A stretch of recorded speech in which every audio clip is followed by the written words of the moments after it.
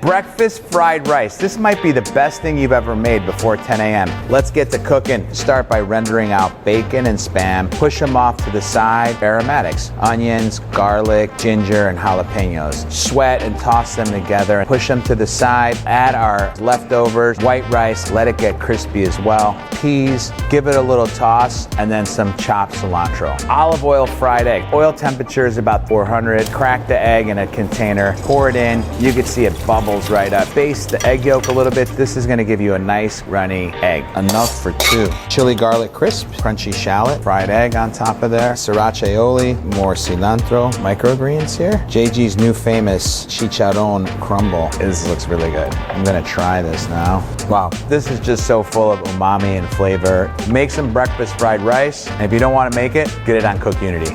Is there anything else you'd like to add to your breakfast of dreams? Let us know in the comments below.